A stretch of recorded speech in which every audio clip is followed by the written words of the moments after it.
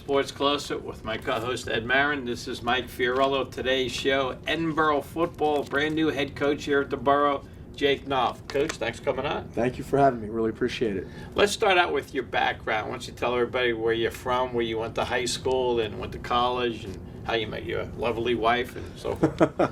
I grew up in Apollo, PA. I went to Apollo Ridge High School.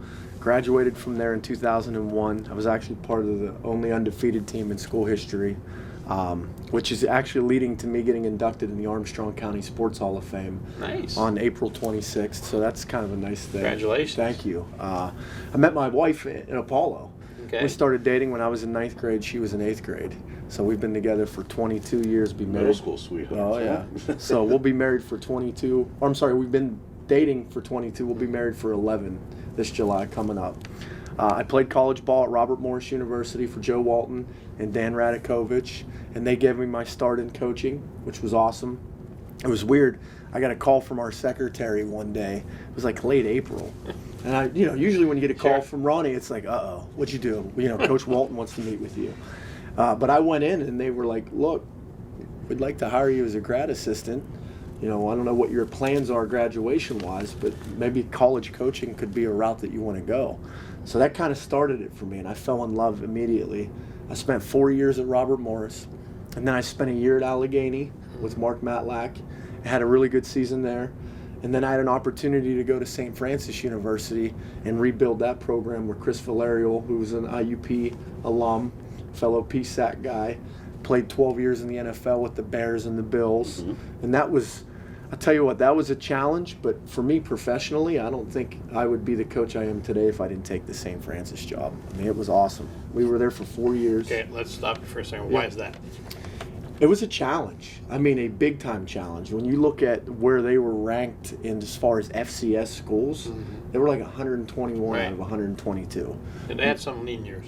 Yeah. And they never really had success. Right. So from an alumni standpoint, everyone that usually played there wasn't a great experience. So you really helped out their first year. I mean, you brought them up to be a contender, didn't you? Absolutely. So from year 1 to year 4, we went from playing a lot of freshmen and taking our lumps to, by the time I left there, we should have won a conference title that year. We ended up taking second.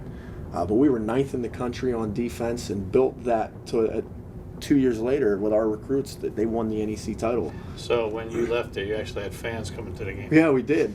We played Fordham, who was number 13th in the country. Fordham Rams. Yeah, at that point. That Joe Moorhead was the head coach. Yeah. They had just beat Temple the week before at the Link, and they're rolling into Little Loretto. It was great. It was a tremendous experience, but then that set me up. So then fast forward 4 years after St. Francis, I went to Westminster College. And Good tradition of football there. That Westminster reminds me a lot of Edinboro. Had some success, but was kind of teetering up and down. But the alumni were passionate about football, and that was a quick rebuild. Year 2, we flipped it, went 9-2. It was a great experience. So those were the 2 rebuilds that I've been a part of. And then I was fortunate enough to lock on at Duquesne with Jerry Schmidt, and had the best season in school history there. It was an awesome experience. We ended up winning the NEC.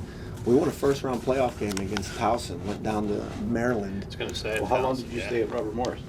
So I was at RMU for 4, Allegheny for 1, St. Francis for 4, Westminster for 4. And you're married at this point? Oh, yeah, I got married in 2009. So you're blessed with a great wife that doesn't mind moving. Well, it's funny. We've been fortunate enough that when I got hired at St. Francis, I bought the house I grew up in. Because she was working in Pittsburgh and I was working in Loretto, so it was funny how it was an hour split. Yeah. And we've been there ever since. Because we were talking that you recruited some kids like Camden Cross. We were just talking about that. Played for me in Arena. How many did you actually recruit to help come to Robert Morris? A lot. A lot. Yeah, I mean a lot. Like it's funny because they got a good program. They do, and they Coach Clark got it rolling this year. They had a nice season at 7-5 where they had been down for a while. But if you look at their NEC run in 2010, there were some guys that I recruited from South Florida that ended up being really big players for them. So, but and for me, that was an entry level. Because didn't Sean Lyotic also coach at Robert Morris? But he also did he play? No, he not play. He no, went he to was school there. No, he went to Duquesne. That's right. It was Duquesne. Yeah. Sorry, Coach. Yeah, it was at Duquesne. I'd met Sean when he was actually the head coach at West Shamokin. Okay. Yeah, so that's kind of where then they, obviously he was at Clairton and Burrell. So me being an AK Valley guy, I talk to Sean all the time because of his kids at Burrell. I actually signed one this year at Edinboro. That's what so you're at Duquesne, and then what happened? So I was at Duquesne, and I get a call. There was an opening at IUP. Mm-hmm. Now, the interesting thing about IUP was it's 20 minutes from my house. Yeah. And I had been commuting for a very long time. Right. And it was tough for me to leave Duquesne. It really was. But IUP was the perfect situation. Sure. It was 20 minutes from my house. Coach Tortorella and those guys are tremendous people. And it was tough talking to Coach Schmidt and saying, hey, look, he did everything he could to keep me, but my wife finally was like, Jake, come home. I have 2 young kids. My son will be 2 in April. My daughter will be 1 in March. Yeah, you got to be. Well, how long were you commuting before that? I mean, before From 2009, I'd been commuting an hour and a half pretty steady. It's dedication. It is. But, what I always tell people when they look at me, and like even now, I'm up here half the time and not, but if you're passionate about something, Exactly. I'll drive 3 hours a day. Right. What is it, to me, it's I love what I do. There are very few people that can say that they go to work every day with a smile on their face. So you're That's at IUP. me. Yeah. And there how many years? I was there for just this past season. Okay, so you got a good chance at the PSAC so- being there. Absolutely. Edinboro job opens up. Yeah. Did you say to yourself, I got to apply for this? Yeah. For me, Next step was be a head coach. yeah, you do everything professionally. Check the boxes. Mm-hmm. Special teams coordinator, defensive coordinator. So you did both. That's Yeah. Usually you have one of each. Right. No, yeah, I was You doing did double duty. I was. I was the special teams coordinator at St. Francis in 10. I love special teams. So do I. It's the best. Because really, you're involved in all facets of the game at that point.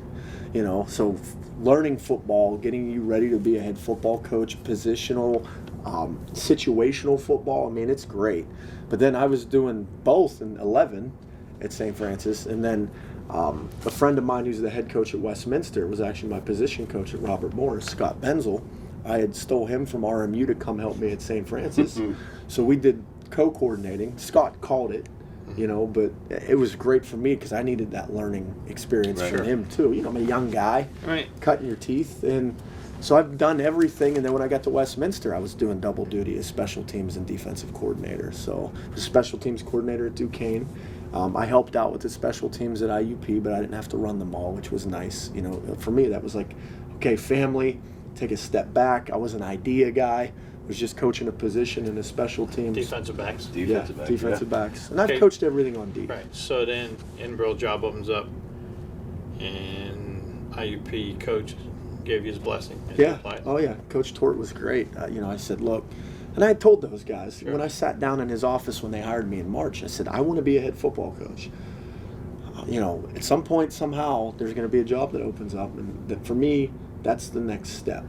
So Edinboro opened up, and talking to him, he prepped me for my interview. We talked budgets, we talked scholarships. I mean, he was very transparent that way.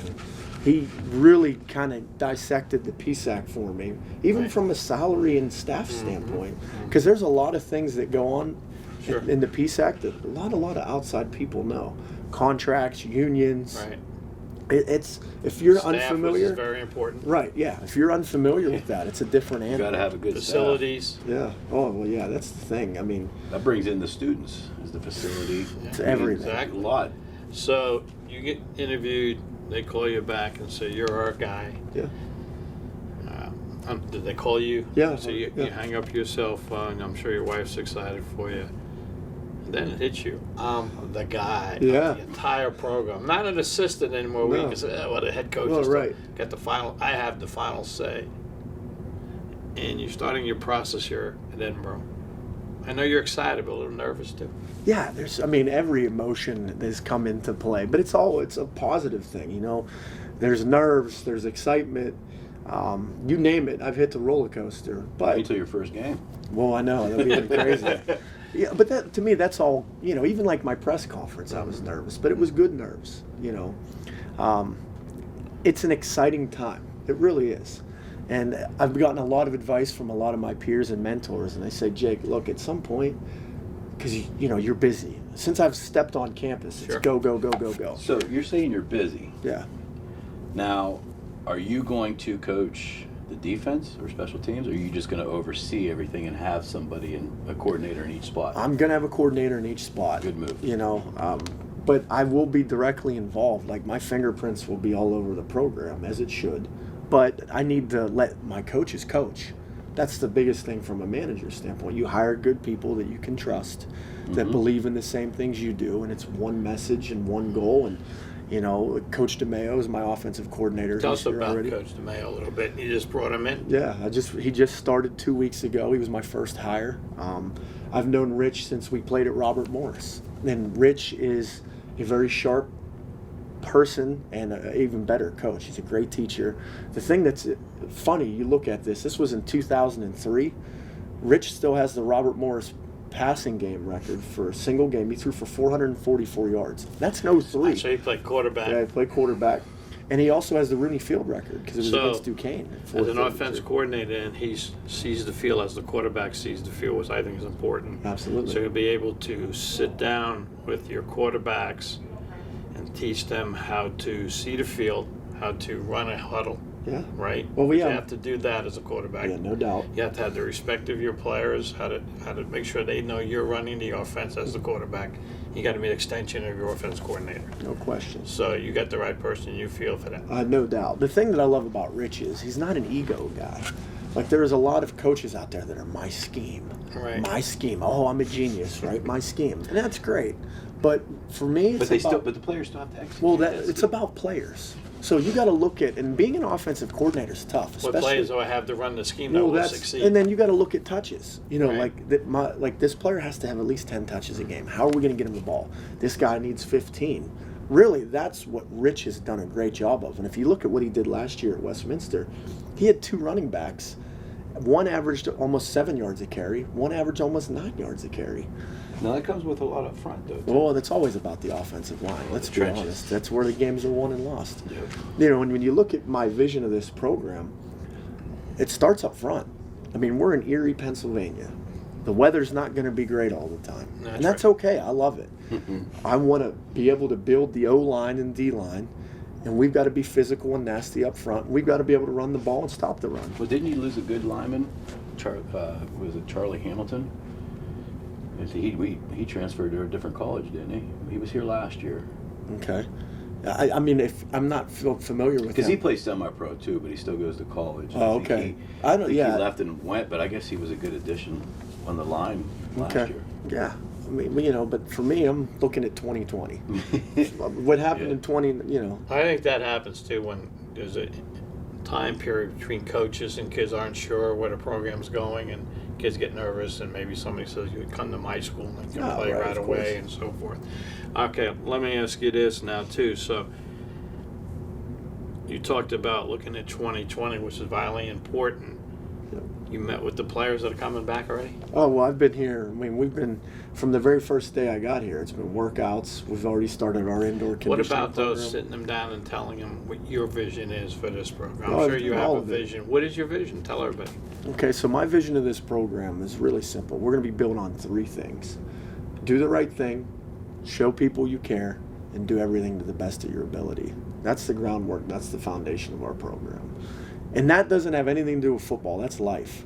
But let's be honest. It's about making decisions. So once you make your decisions on a daily basis, if you do the right thing, you're going to be really successful as far as the decisions you make. And sometimes the right thing isn't the easiest. And some players need to leave the ego in the locker room. That's right. So, for me, those 3 foundations, and I've been preaching it to our guys, and they've bought in. But big picture-wise, vision, I want people to look at Edinboro on a football schedule and say, oh, no. We got to go to Erie and play those guys? In that weather? I mean, we're going to be a very physical football team. Hopefully they adapt to my personality. I'm a high-energy guy that has a ton of passion, that when my feet hit the floor in the morning to the time my head hits the pillow at night, I'm going. So let me interject here, Coach, for a second. You just came back from Florida. You told me you were down there recruiting. Absolutely. Big fan of the U. That's I'm right. a Gator fan, so whatever. But anyway, the 3 things you mentioned, when you're recruiting, do you look to find out if those kids have that Oh, yeah. and the love for football? what do you see in a kid when you're recruiting? What do you want them, as you bring them up here? So for me, I look at guys that are very high character and low maintenance.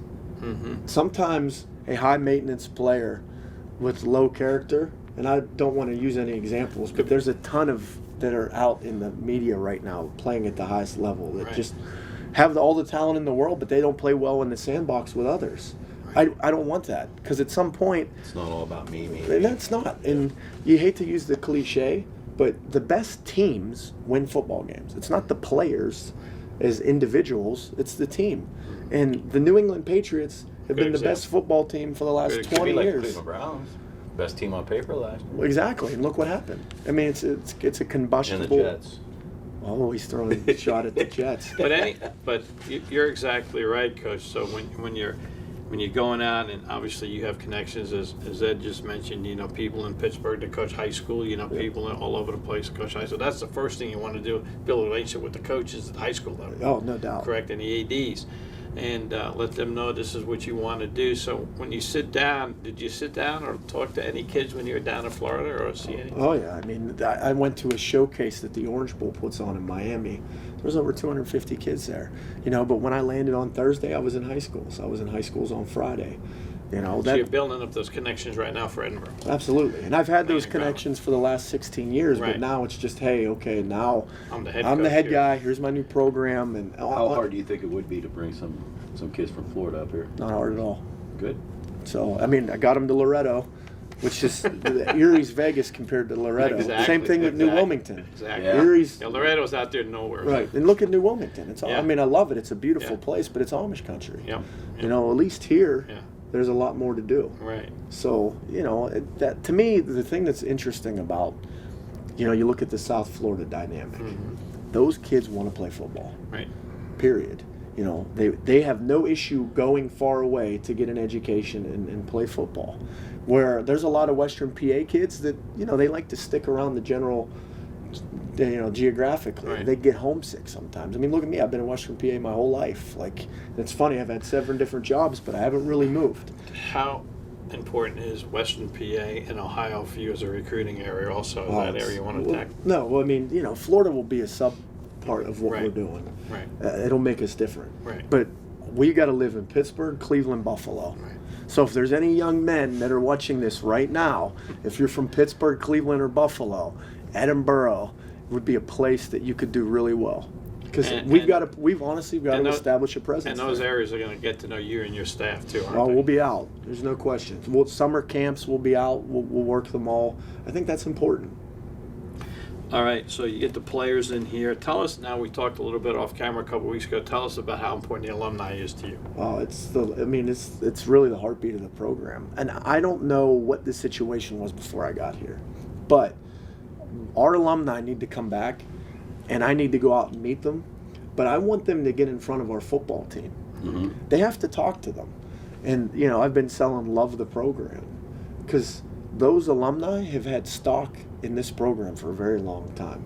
So when a certain person wears number 53 or whatever the jersey number is, that's theirs, and it's always going to be theirs. Like for me at Robert Morris, it's 36. Like, you blood, sweat, all of it in that number.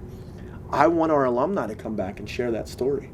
I want them to talk to our current players. Well, Meadville, let them know. Meadville has a great alumnus that played there as a running back, and Javar Manning. You might want to reach out to him because I'm sure he'd love to come back. He was a great player here and was a great player at Meadville as a running back. That's awesome. I'm not sure when that was. Do you remember when Javar played up here? Would it be early 2000s maybe or something? I think it was like 99, 2000. So somebody you definitely want to contact. But I think that's a great thing. Tell us also how important the alumni is, not just talking to the team, but how they can help the program. They can help the program as far as, I look at it, it's just the network. The number one goal of our program is to graduate, right. Period. And I tell the young men that have been sitting in my office now for the last month, recruiting-wise, when you say you're coming to Edinboro, you're making a commitment that in 4 years you're going to graduate from here, 4.5, 5, whatever. But you're graduating from Edinboro. That means you're here. That's the commitment now. So for me, the alumni, that's a resource for our current players to network and get jobs. Right. That's the most important thing we can do.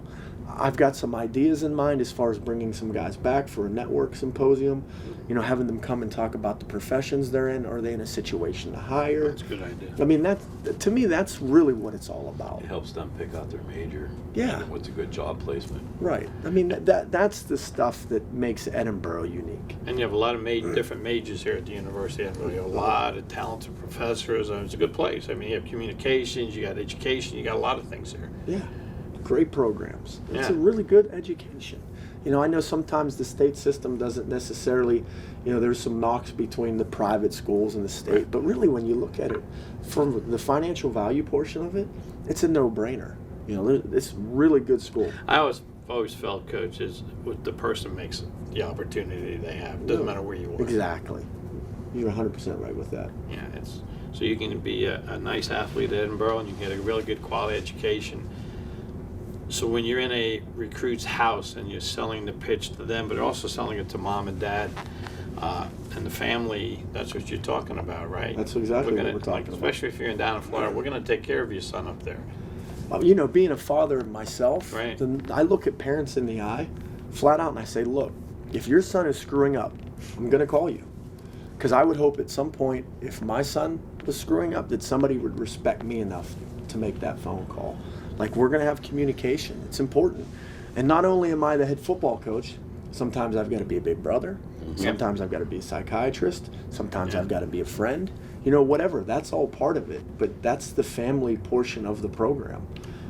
As a player that's playing for you, I get the feeling you're very honest and very direct. So if I come in your office and say, Coach, how come I'm not first team? You're going to sit me down and say, this is what you need to do if you want to get to first team. It's going to be really easy. Like, for me, there's no gray area. It's black and white. I'm always going to be direct and honest. I think that now in society, with all of the, you don't know what to hear, you don't know what to believe, like, that is the most important thing I can do for these kids, is be honest with them. So if somebody comes into my office and says, Coach, look, why aren't I playing? The first thing I'm going to ask him is, where's his notebook? Because he should be taking notes in meetings, everything. And then I'm going to put on the film. Eye in the sky don't Yeah, lie. exactly. You are what you put on tape. And that's an old coach's saying, but it's true. Are you a believer in filming practice? Oh, everybody does. Yeah, you have to film practice. Absolutely. So we'll be filming a lot of things, and, you're always being evaluated. You're always being evaluated. Like, What about your coaches as a head coach? Do you evaluate your coaches? Absolutely. And I hope they evaluate me. That, like, for me, it's funny, like with Rich and I knowing each other for so long, Coach DeMayo, we bounce ideas back and forth. And I'm like, hey, Rich, how was that? You know what I mean? Like, I want to know from his perspective. Do you have any other openings at the present time on your staff, or? I'm currently filling the rest of my staff as we Currently speak. filling the rest of your staff. And how many is that? 3, 4, 5? You don't know at this Yeah, point? I mean, there's a couple. Fluctuates. Absolutely. So everybody knows, though, a person might know that you might start looking somewhere else because I'm bringing somebody else in. Are you kind of honest with people? Yeah, absolutely. Well, I've Gotta been be, honest. right? Yeah, you have to. Let me ask you this then. Spring football? Are there going to be spring football here at Edinboro? Yes, there will be. So When is that? Spring practice will start Monday, March 30th. Can people come and watch? Yeah, absolutely. Just don't bring any cameras. Right, but I mean, the community can come. They could, Yeah, like, absolutely. if there's a high school player out there that's going to be playing high school ball this fall, they might want to come up and see what Edinboro's going to be about now. And Yeah. So we'll go Monday, coaches, Wednesday, high Friday. School coaches can come up. Yes, Monday, Wednesday, Friday from 6 to 8 p.m. The only Friday we will not be practicing is Good Friday, for obvious reasons. Sure. So that second week we'll be going Monday, Wednesday, Thursday. How important is this year's spring football to you to see these kids you haven't seen? It's everything. I don't know who can play and who can't. Right. I've filmed from last year. Right. But everybody's on a clean slate. So And- everything's Right. open? Everything's Positions are wide open. So when you have everything. these spring practices, you're going to be filming them. Are you Yeah. going to sit down with the players? I mean, how many times are you going to watch film Every day. with the players? Yeah, that's I what think you that's valid, even in high school. but I I think mean, watching film every day, even for a half an hour, Well, really high helps them school out. and college is honestly, they're different animals. they're different. Because in high school, a lot of the times they don't watch film. They should. I know they should, but I'm saying most programs don't. Right. So when a kid comes in as a freshman, the How to- biggest transition how to that he watch has film. is Really, it's the studying of the game. Right. It's the film and the meetings, because those you generally just show up and practice and then you go play. Right. Like that's. But still, a half an hour I think really gets them going. By the time they're, sophomore, junior, they have a better understanding. By the time they're senior. Well, I need to recruit more of your guys then, because if you're doing all the Well, meetings, I know a couple head coaches that do that at the high school level, prepared better, and they excel. Right. As head coaches. Well, no, absolutely. For a half an hour a day, it's not really hurting much. No. Instead of running the same plays over and over and over. So to piggyback what Ed's saying, when you bring kids in, you're actually teaching them how to watch the film, how to watch their position, how to watch what they need to learn from that. You're teaching that. Everything. Yeah. So you got in here late. You got some recruiting done. So you're recruiting for next year already, I'd imagine. For 2021? Yeah. No, I'm still working on 2020. 2020. When do you start on 2021? Probably we'll get ready for game day visits, bringing some guys up here. But when we're working summer camps, right, that's really when it starts. We'll be out and we'll do all the big time camps around the area. Okay. And then we'll evaluate talent, and that's how we'll be able to identify guys. Well, how many scouts do you have? Well, it'll be myself and my staff. So not scouts, but coaches. Right. I know some places just have, like, the head coach really doesn't do that much. He's usually, still putting the phone call out there, sending their coaching staff here. Some of them actually have just scouts just to help out. That would be Power Fives. I wish I was at that. It had those kind of resources. No, it doesn't work that way. But like Division you said 2. before, the two coach, you're going to hope the alumni helps. Maybe the alumni can send you a text or an email saying, I got this kid in my area, you might want to give him a look. They've already done that. They've been outstanding. So that's got to be good. Oh, it's great. No, it's really good. And as far as like the lines of communication with the alumni, I mean, call, email. I'd love to talk to people, and everybody I've talked to, I've told them the same thing. Like, if you know somebody that wants to speak to me, let's communicate. Let's talk about, and maybe this is a lot to put on your plate right now, being the first year head coach. Let's talk about your home when you're playing at home. Yeah. Are you going to have a thing down the road where the past alumni football players have a little tent before the game? I think they do that already. They do that already. Yeah. Okay. But for me, I want Edinboro football to be the social scene of the town. Right. I want it to be the place to be, students included. Yeah. We've got to get student the engagement back and interested in Edinboro football, and I've got some creative ideas on how to do that. But I've got to also talk to the administration and make sure that we're on the same page as far as making this an event. Mm-hmm. You only get 5 of them, maybe 6, and you've got to be able to make it an event. And I'm sure you want to make it a place where you got to. I think you have to start where you got to win at home. No question. You got to take care of home, and then we'll go on the road. Yeah. Right? Well, yeah. I mean, obviously you want to win every football game, right. And if that's not your goal, then you're probably in the wrong profession. But yeah, I mean, we'll when we get ready to map out the 2020 season after spring ball, when we get reporting to training camp, yeah, we want to be undefeated at home. I think that's a realistic goal. For any football team in the country, that should be the goal. Right. Okay, so I'm sure. How do you get your kids to be mentally tough? I know a lot of kids lift in the weight room and so forth, but I'm a firm believer athletes have to be mentally tough besides physically tough. There's no question. A lot of that goes through the evaluation process when you bring them in as recruits, to be honest with you. You can tell. Yeah, because sometimes, that's always, and there's sports psychologists that are still trying to figure that out. That's the $1 million question. For me, I can put them in situations to make them uncomfortable. And then you got to look at how they react. That's right. So from those situations and being uncomfortable, then your true colors start showing. Mm-hmm. That's really what we're trying to build right now. And I've been preaching to the team since I got here. Be comfortable with the uncomfortable, because it's going to get uncomfortable. But when you have that heat and pressure, when you do those things, sometimes that creates bonds. So you're going to put them in those situations so when the game is on the line, that they're going to, like you said, they're going to feel okay because you put them through those situations in practice and so forth. Absolutely. It's not the first time they're experiencing this. No. You've got to practice game situations in football. And we'll do those things in spring practice, and we'll continue to do them in fall camp. Tell me about contact. How much contact do you believe during practice should kids go through?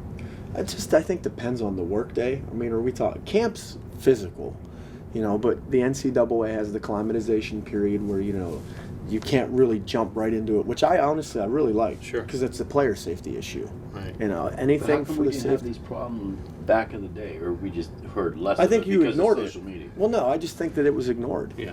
Like, you know, the old football coach that we used to do 2-a-days and 3-a-days, and I get all that, and I did it too. But, you know, at some point with the way that the medical field is now, and we're well ahead of everything. Yeah. Anything that deals. Concussion protocol was, where are you? Okay, Yeah, go right. back in there. But like player safety is so big, Right. and unfortunately our game is under attack. Mm-hmm. You know, it's a deal where parents don't feel comfortable having their young men play football. Right. It's our job in this profession to change their mind. So anything that we can do from a player safety standpoint, I'm 100% on board with it. So let me ask you this then, Coach. Are you in the process of meeting with your training staff? Because, you know, you're new here, getting familiar with them and them getting familiar with you. Yeah, That's got to be important to trainers. Well, I mean, you know, to me, you have the athletic training staff and then the strength and conditioning Right. staff.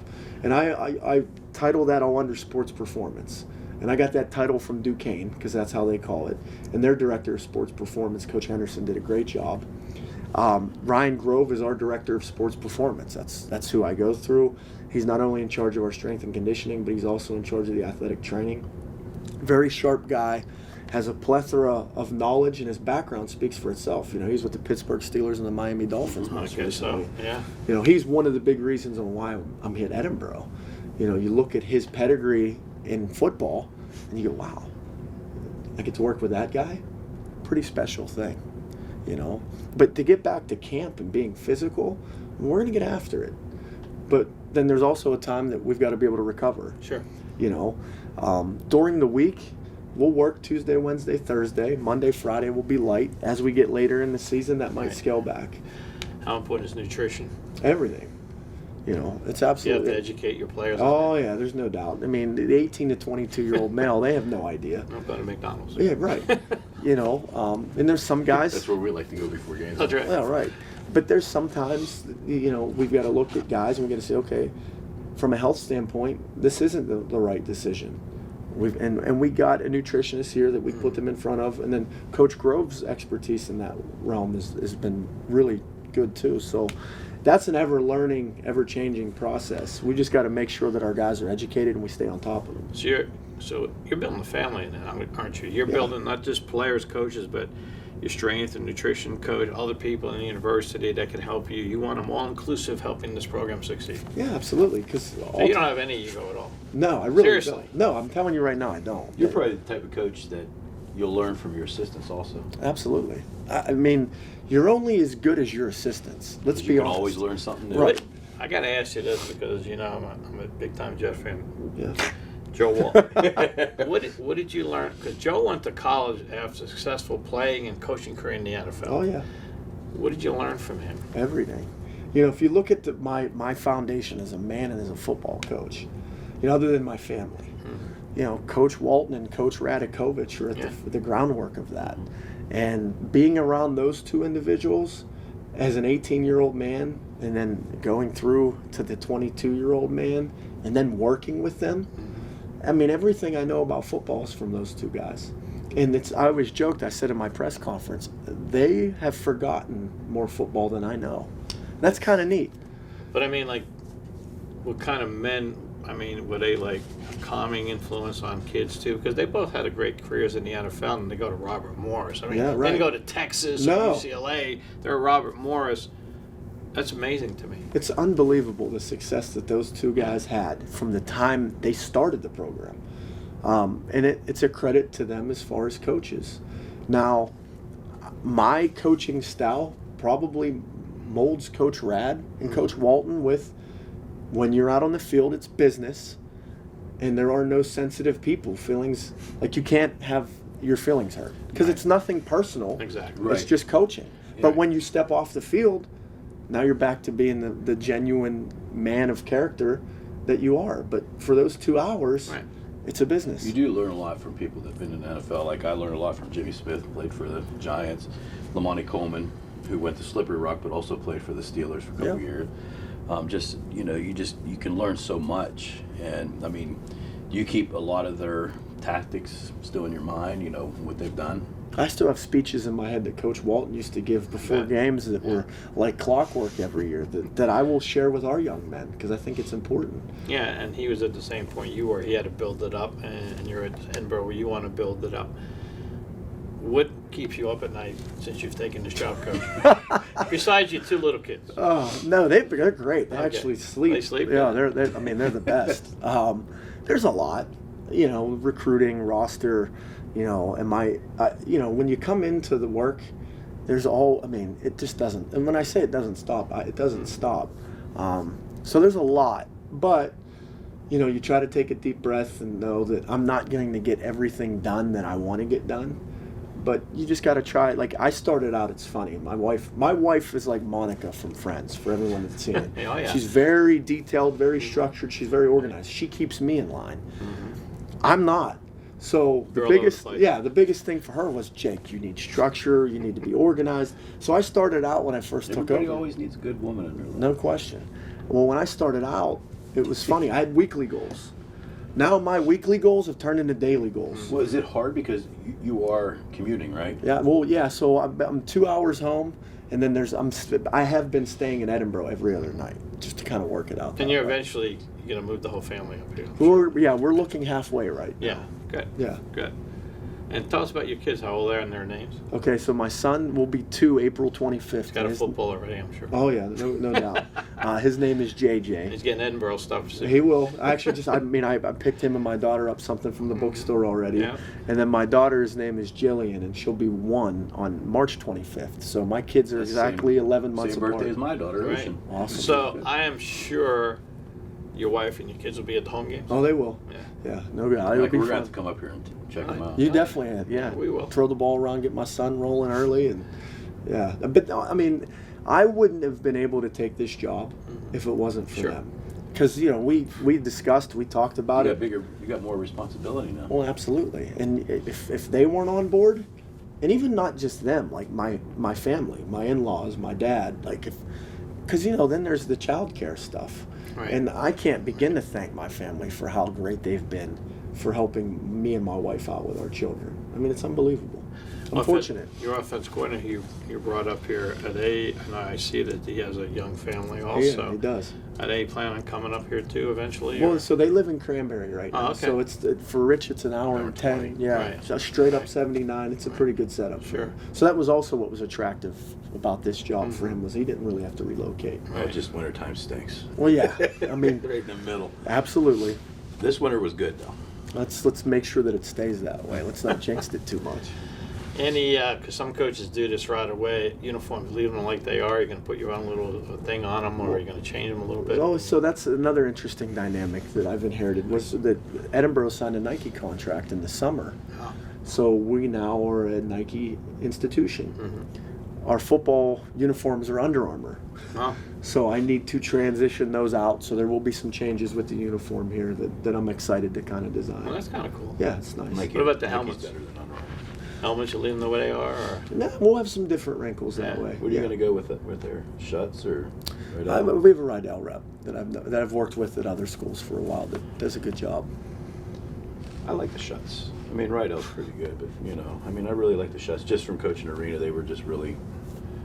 They've come a long way. I'm sure. It's funny, is my oldest daughter down in Florida, she works for East Bay. She's she's a sales pro for high schools and colleges down there. Yeah. She was at BSN for a while. Yeah, And then East Bay recruited her out of there and gave her more Awesome. money. She loves doing this. Oh, yeah, it's great. Yeah, she gets to meet a lot of coaches. And, You get a lot of free stuff. and I get all, as you know, I get. There you go. And I don't get any. I got this, all kind of stuff I get from her. Anything we should you want to talk about before we end this, Coach? About? No, I just appreciate the opportunity that you have me on, and I'll always be open to do these kind of things. I think it's important, especially getting out in the community. For me, just kind of giving everybody a little bit about what Edinboro's been doing lately is. I think what we'll do, Coach, too, I think Ed and I will do is when your season's over, come back and give us a recap how the first year went that'd for be great. you, and what you're looking down the road, if that's okay. Of course, absolutely. But like I said, we're getting ready for spring practice. Our kids are starting spring break on Friday, so they'll be gone for a week. And then when they come back, we're hitting the ground running. We're going to have a solid month and a half scheme, the whole deal. I'm excited about that because, we've been working really hard in the weight room and the conditioning. It's going to be nice to put a helmet on and see these guys run around and do it. How many kids do you want to have in your program? I think 90 right now is a pretty realistic number. How many do you have right now? We have 59. So you are behind a little bit. Yeah, but I mean, from a recruiting standpoint, we'll make up the difference. Wow. And for me, give me a year, and I've spoke to some people. Ideally, I think we could get the roster to 105.